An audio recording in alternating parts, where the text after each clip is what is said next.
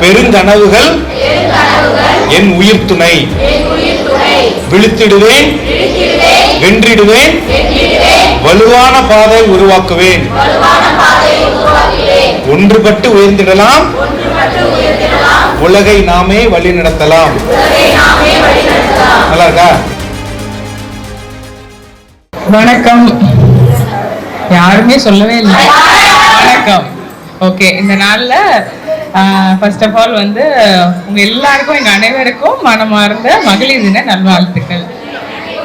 Thank you. So மகளிர் தினம் அன்னைக்கே கூடுறதுன்றது வந்து இன்னும் ஒரு சந்தோஷம் இல்லை, மற்ற நாளை விட அன்னைக்கே அப்படின்றது ரொம்ப மகிழ்ச்சியான ஒரு நேரம் இது. இந்த நாள்லயும் கூட இங்க வந்திருக்கிற நமக்குன்னு வந்திருக்கிற நம்மளுடைய அக்காக்கள், ஆண்டிஸ் எல்லாருக்குமே வந்துட்டு எங்களோட முதற்கண் வணக்கத்தை தெரிவித்துக் கொள்கிறேன்.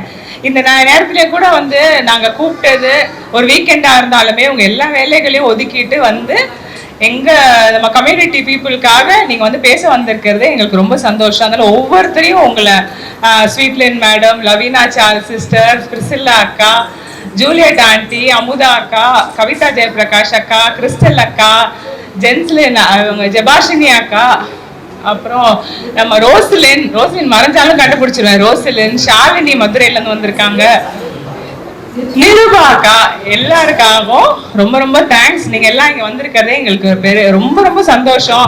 இந்த நாளையும் கூட நம்ம எல்லாரும் அவங்களுக்காக ஒரு கரங்களை தட்டி அவங்களை வரவேற்றலாமா?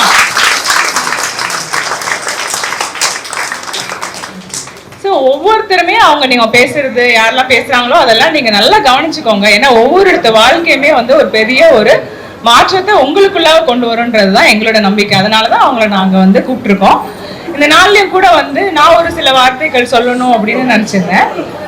என்னன்னா, இப்ப இந்த விமென்ஸ் டே அன்னைக்கு நம்ம எப்படி வந்திருக்கோம், நம்ம இன்னைக்கு இந்த டைம்ல வரணும் அப்படின்னா நிறைய ப்ரிப்பரேஷன்ஸ் பண்ண வேண்டியது இருக்கு. சும்மா யாருமே அப்படியே கிளம்பி வந்துட முடியாதுல்ல. நைட்ல இருந்தே யோசிப்போம், நாளைக்கு இப்ப நம்ம இந்த டைம்குள்ள நம்ம இல்ல அப்படின்னா இப்ப வீட்டுல என்னெல்லாம் நடக்கும், இவங்க சாப்பாடு செஞ்சு வைக்கணும், மத்தியானம் போற டைம்ல சாப்பாடு இருக்கணும், காலைல வேலையை முடிக்கணும், அதை கிளீன் பண்ணணும், எடுத்து வைக்கணும், எல்லா ப்ரிப்பரேஷன்ஸையும் முடிச்சுதான் இந்த நாள்ல வந்திருக்கோம். நம்ம எல்லாம் ஒரு விதத்துல ஒரு போராளிகள், கரெக்டா? போராடிட்டே தான் இருக்கோம், ஏதாவது ஒரு விஷயத்துக்காக போராடிட்டே தான் இருக்கோம். இந்த நாள்லயும் கூட இங்க வந்திருக்கிற நிறைய பேர் வேலை செய்யறவங்க, வேலை செஞ்சுட்டு வரீங்க, கடினமான உழைப்பாளிகள். யாருமே யாராவது இங்க இருக்கீங்களா, நான் வேலை எல்லாம் சும்மா தான் செய்வேன், ஆனா அந்த இடத்துல எனக்கு 6000 ரூபாய் கொடுக்குறாங்க அப்படின்னு சொல்றவங்க யாராவது ஒருத்தர் இருக்கீங்களா? யாருமே கிடையாது. எல்லாருமே கஷ்டப்பட்டு வேலை செஞ்சு அதுக்கான ஒரு வருமானத்தை தான் நம்ம எடுத்துக்கிறோம், இல்லைங்களா? இந்த நாள்ல அதை குறிச்சு தான் நான் பேசணும்னு நினைச்சேன். 4 விஷயங்கள் தான் நான் சொல்லணும் அப்படின்னு நினைச்சேன். அதை நான் சுருக்கமா சொல்லிடுறேன். என்னன்னா, ஃபர்ஸ்ட் விஷயம் நான் சொல்ல வர வேண்டியது ஃபினான்ஷியல் இண்டிபெண்டன்ஸ். ஃபினான்ஷியல் இண்டிபெண்டன்ஸ் அப்படின்னா என்னன்னா, நிதி சுயாதீனம் அப்படின்னா என்னங்க? ஃபினான்ஷியல் இண்டிபெண்டன்ஸ் கேட்கிறோம் என்ன அப்படின்னா, நம்ம எல்லாருமே சம்பாதிக்கிறோம், முக்காவாசி ஆட்கள் சம்பாதிக்கணும்னு ஆசைப்படுறவங்க, சம்பாதிக்கிறவங்க இது எனக்கு, இந்த சம்பாதனை எனக்குன்னு சொல்லிட்டு எத்தனை பேர் ஃபீல் பண்றோம்? கிடையாது, முக்காவாசி கிடையாது. நம்ம சம்பாதிக்கிறது நம்ம குடும்பத்துக்கு, நமக்கா அப்படின்னா அப்படி எடுத்து யோசிக்கிறதே கிடையாது. ஆனா இந்த ஃபினான்ஷியல் இண்டிபெண்டன்ஸ் அப்படின்றது, நிதி சுயாதீனம்ன்றது உங்களுடைய வருமானம் உங்களுக்கு ஒரு சுதந்திரத்தை கொடுக்க வேண்டும். அது கொடுக்கல அப்படின்னா அது உங்களுக்கான ஃபினான்ஷியல் இண்டிபெண்டன்ஸ் கிடையாது. அதனால நீங்க சம்பாதிக்கிற ஒரு விஷயம் உங்களுக்குன்னு சொல்லிட்டும் நம்ம எடுத்து வச்சுக்கிறது ரொம்ப அவசியமா இருக்கு. நாங்க எங்க வீட்டுல வேலை செஞ்சிருந்த ஒரு அக்கா இருந்தாங்க. அந்த அக்கா சொல்லுவாங்க, அப்பப்போ வருவாங்க, இந்த மாசம் எனக்கு கொஞ்சம் காசு பத்தல, பசங்களுக்கு திடீர்னு ஸ்கூல் ஃபீஸ் கேட்டாங்க, திடீர்னு புக்ஸுக்கு வாங்கணும்னு சொல்லிட்டாங்க, கைடு வாங்கணும்னு சொல்லிட்டாங்க அப்படின்னு சொல்லிட்டு கேட்பாங்க. அப்போ கேட்கும் போது, அக்கா நீங்க சம்பாதிக்கிறதுல என்ன பண்ணுவீங்க அப்படின்னா, பத்தவே இல்லக்கா அப்படின்வாங்க. வீட்டுக்காரரும் குடிக்கிறாரு, எடுத்துட்டு போய் செலவு பண்ணிடுறாரு அப்படின்னு சொல்லுவாங்க. அந்த டைம்ல ரொம்ப கஷ்டமா இருக்கும். கடன் வாங்குற ஒரு சூழ்நிலைக்காக தள்ளப்பட்டுறாங்க. இத்தனைக்கும் ரொம்ப கஷ்டப்பட்டு வேலை செய்யறாங்க, 4-5 வீட்டுல வேலை செய்யறாங்க. அப்பதான் அவங்க சொன்னாங்க, ரொம்ப கஷ்டப்பட்ட சூழ்நிலையில அவங்க வீட்டுல வேலை செய்யற ஒருத்தவங்க கிட்ட போய் கேட்டாங்க, ஹெல்ப் கேட்டாங்க, எனக்கு ஏதாவது ஹெல்ப் பண்ணித்தாங்கன்னு. உடனே உன் பேர்ல ஒரு பேங்க் அக்கௌண்ட் ஓபன் பண்ணு, 6000 ரூபாய் சம்பாதிக்கிறியா, அதுல 500 ரூபாய் எடுத்து அந்த பேங்க் அக்கௌண்ட்ல போட்டு வை. அது ரொம்ப கஷ்டமா, 500 ரூபாய் இப்ப ரொம்ப கஷ்டமா, 200 ரூபாய் போட்டு வச்சா கூட போதும். ஆனா இவங்க வந்து 500 ரூபாய் தள்ளி வச்சிருக்கீங்க. என்ன ஆனாலும் பார்க்கலாம். 6000 ரூபாய் சம்பளமா 1500 ரூபாய் 5500 ரூபான்னு சொல்லிடலாம் அப்படின்னு சொல்லிட்டு சேர்த்து வச்சாங்க. ஒரு 12 மாசம் கழிச்சு எவ்வளவா இருக்கும்? 6000 ரூபாய் வந்துடும். அந்த 6000 ரூபாய் பெருசும் சின்னது 6000 ரூபாய் ஒரு வருஷத்துல நமக்கு நம்ம சேர்த்து வச்சா எவ்வளவு பெரிய ஒரு தைரியம் கொடுக்கும். அந்த ஒரு தைரியத்தை கொடுக்கறதுக்கான ஒரு வருமானம் நமக்கு நம்ம பண்ணும் போது அதுதான் வந்து பினான்சியல் இண்டிபெண்டன்ஸ், நிதி சுயாதீனம். அது ஒவ்வொரு பெண்களுக்கும் இந்த நாள்ல கண்டிப்பா தேவை. ரெண்டாவது விஷயம் என்னன்னா எக்ஸ்ட்ரா இன்கம், கூடுதல் வருமானம். அந்த கூடுதல் வருமானம் அப்படின்ற ஒரே நோக்கத்துக்கு தான் நம்ம வந்து இந்த டெய்லரிங் யூனிட்ன்றதை நம்ம ஸ்டார்ட் பண்ணியிருக்கோம். என்ன அதோட ஐடியா அப்படின்னா, எல்லாரும் வேலை செய்யறாங்க, வேலை செய்யணும்னு ஆசைப்படுறாங்க.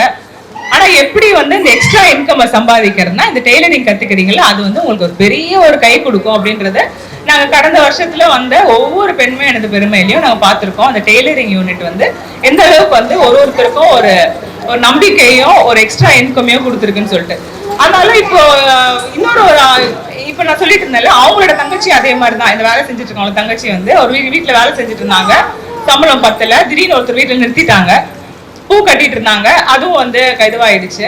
அப்போ அவங்க பூ கட்டிட்டு இருக்கப்போ ஒருத்தர் வந்து கேட்டிருக்காங்க, என்னம்மா ரொம்ப எங்க வெளியே கிளம்பிட்டீங்க போலயே அப்படின்னும் போது, ஆமா வெளியே கிளம்பிட்டேன், ஒரு 6 மணிக்கு தான் ஃபங்க்ஷன், 4 மணில இருந்து ஒரு 6 மணி வரைக்கும் கடை வச்சிடலாம் அப்படின்னு சொல்லிட்டு தான் வந்தேன் அப்படின்னு. ட்ரெஸ் ரொம்ப நல்லா இருக்கு அப்படின்னு, இந்த பிளவுஸ் நானே தைச்சேன் அப்படின்னு சொல்லியிருக்காங்க. நீங்களே தைச்சிங்க, எப்படி கத்துக்கிட்டீங்க அப்படின்னு எங்களுடைய வீட்டு பக்கத்துல ஒருத்தவங்க சொல்லி கொடுத்தாங்க, அன்னைக்கு நான் கத்துக்கிட்டேன் அப்படின்னு இருக்காங்க. அப்ப அவங்க சொல்லும்போது அதான் சொன்னாங்க, கத்துட்டு நான் தைச்சுக்கிட்டேன் ஃபர்ஸ்ட், அதுக்கப்புறம் பக்கத்துல தெரிஞ்சவங்க அப்படின்னு சொல்லிட்டு 2 பேர் தான் பிளவுஸ் கொடுத்தாங்க. ஸோ வாரத்துல 2 பேர் தான் கொடுத்தாங்க. நான் 200 ரூபாய் தான் வச்சேன், 400 ரூபாய் சம்பாதிச்சேன். ஆனா இன்னைக்கு 10 பேர் ஒரு வாரத்துல கொடுக்குறாங்க, என்னால வந்து சம்பாதிக்க முடியுது. 200 ரூபாய் 10 பேர் கொடுத்தாங்கன்னா 2000 ரூபாய் சம்பாதிக்க முடியுது. அது எவ்வளவு பெரிய ஒரு நம்பிக்கை இல்லை. அதனால நம்ம கத்துக்கிற அந்த டெய்லரிங் யூனிட்ல கத்துக்கிறத நம்ம சீரியஸா எடுத்து அதை நம்ம ஒரு பிசினஸா பண்ணோம் அப்படின்னா நிச்சயமா அந்த கூடுதல் வருமானம் நம்மளுக்கு ஹெல்ப் பண்ணும். அதுதான் எங்களுடைய நோக்கமும் கூட. அதனால இந்த நாள்ல நான் சொல்றது என்னன்னா, இதை நல்லா இது பண்ணிட்டு உங்களுடைய வாழ்க்கையை மேம்படுத்துறதுக்கு ஒரு பெரிய ஒரு வாய்ப்பா நீங்க எடுத்துக்கணும். மூணாவது என்னன்னா சேவிங்ஸ், சேமிப்பு. நமக்கு நம்ம சேவிச்சுக்கிறதே கிடையாது, கொஞ்சம் கூட எடுத்துக்கிறது இல்லை. அது ஏன்னா பெண்களுக்கு இந்தியன் விமன் நமக்கு வந்து எப்பவுமே வந்து நமக்கு நம்ம எடுத்துக்கிட்டா செல்ஃபிஷ், நீங்க வந்து சுயநலமா இருக்கீங்க அப்படின்னு சொல்லிடுறாங்க. ஆனா அது உண்மை கிடையாது. நம்ம சம்பாதிக்கிறோம் போது நமக்குன்னு ஒரு தொகை எடுத்து வைக்கிறது தப்பு கிடையாது, சரியா? நம்ம எல்லாமே ஃபேமிலிக்காக தான் நம்ம பண்றோம். ஆனா ஒரு மாசம் 10 ரூபாய் இல்ல 20 ரூபாய் எடுத்து வச்சா கூட ஒரு மாசத்துக்கு காசு சேருதா இல்லையா? அதே மாதிரி சேர்த்துட்டு எல்லாமே ஒரே நாள்ல மாற விஷயம் கிடையாது. தொடர்ந்து பண்ணிட்டு இருக்கும்போது நிச்சயமா ஒரு மாற்றத்தை பார்ப்பீங்க. அதே மாதிரி நிறைய பேர் எல்லாமே பிள்ளைங்க எல்லாம் வளர்ந்துடுறாங்க, பிள்ளைங்களுக்கு செய்யறோம், அவங்களுக்கு செய்யறோம். நம்மளுக்கு ஒரு சாரி வாங்கணும்னா கூட இப்போதைக்கு நம்ம ஏன் இப்போ இவ்வளவு செலவு பண்ணிட்டு கொஞ்சம் கம்மியா எடுத்துக்கலாம் அப்படின்னு ஒரு நினைப்பு வரதானே செய்யுது. அதெல்லாம் வந்து நம்ம இது பண்ணணும்னா கொஞ்சம் காசு நமக்குன்னு எடுத்து வச்சுக்கணும். அது சுயநலம் கிடையவே கிடையாது. உங்களுக்குன்னு ஒரு தைரியத்தை அது எந்த நாள்லயுமே அது கொடுக்கும். பிள்ளைங்க எல்லாம் வளர்ந்து சம்பாதிச்சிட்டாலுமே நமக்கு வந்து நம்ம பிள்ளைங்க கொடுத்தா இன்னும் நம்ம ரொம்ப தேங்க்ஸ் அப்படின்னு சொல்லிக்கிற அளவுக்கு நம்ம இன்னும் மாறல. நம்ம இன்னும் பரவாயில்ல நீ வச்சுக்கோ, நீ நல்லா இருந்தா போதும்பா, உனக்காக தான்ப்பா அப்படின்னு சொல்லிட்டு நம்ம வந்து பேசி முடிச்சிடறோம். ஆனா நமக்குன்னு நம்ம கொஞ்சம் சேமிச்சு வச்சுக்கணும். 4வது கடைசியா சொல்ல வேண்டியது என்னன்னா, குடும்ப பொறுப்புகளை வந்து பகிர்ந்துக்கிறது, ஷேரிங் யுவர் ரெஸ்பான்சிபிலிட்டிஸ். குடும்ப பொறுப்பை எப்படிங்க பகிர்ந்துக்கிறது அப்படின்னா, திடீர்னு மாறவே மாறாது. ஆனா வீட்டுல இருக்கிறவங்கள ஒரு வேலை பழக்கி விட்டுருணும். சின்ன பிள்ளைங்க இருக்காங்களா, துணி மடிங்க, மாடியில போய் எடுத்துட்டு வரணுமா, அம்மா வரதுக்குள்ளே மாடியில எடுத்துட்டு வந்துவீங்க. சொல்லியிருக்கீங்களா? நடக்காது, பெரும்பாலும் வீட்டுல நடக்காது. ஆனா நம்ம கஷ்டப்பட்டு காய வச்சிருப்போம், மழை வந்து நனைஞ்சு போயிடும், அப்புறமா நாளே புலம்புற மாதிரி ஆயிரும். அதனால அந்த சின்ன வேலைகளை வந்து பழக்கி வச்சிடணும். போய் துணி எடுத்துட்டு வா, மடி. வீட்டுக்காரர் வந்தாருன்னா ஏதாவது ஒரு சின்ன வேலை கொடுங்க, எங்க இதெல்லாம் கொஞ்சம் கிளீன் பண்ணிருங்க. கண்டிப்பா உடனே வந்து ஐயோ கண்டிப்பா பண்ணிடுறமா அப்படின்னு சொல்லவே மாட்டாங்க. ஆனா அது நாட்கள் போக போக மாறும்.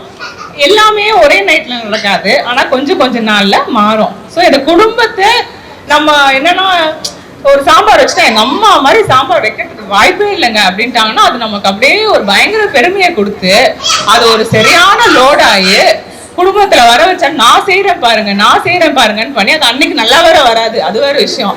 இல்ல யூஸ்வலா நான் நல்லா செய்வேன், இன்னைக்கு நல்லா செய்யல அப்படிலாம் வர சொல்லி, அதனால அதெல்லாம் நம்ம இது பண்ணுவாங்க. நம்ம நல்லா செய்யறோமா, நம்ம பிள்ளைங்களுக்கு கத்து கொடுத்து நம்மள மாதிரி எப்படி செய்யலாம் அப்படின்றத கத்து கொடுத்துடணும். சரி, சோ இந்த மாதிரி ஒரு ஷேரிங் ஆஃப் ரெஸ்பான்சிபிலிட்டி, வேலையை பகிர்ந்துக்கிட்டோம்னா நம்மளுடைய வாழ்க்கை தரம் மாறும். அதனால இந்த நாளே நான் சொல்ல வந்து அதை நான் சொல்லிட்டேன். என்னன்னா, ஒவ்வொரு பெண்களும் நீங்க தைரியசாலிகள், ரொம்ப ஒரு யூனிக்கான பீப்புள்.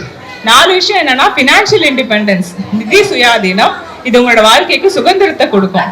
2வது கூடுதல் வருமானம், எக்ஸ்ட்ரா இன்கம், இது வந்து உங்க வாழ்க்கையை நிச்சயமாக மேம்படுத்தும்.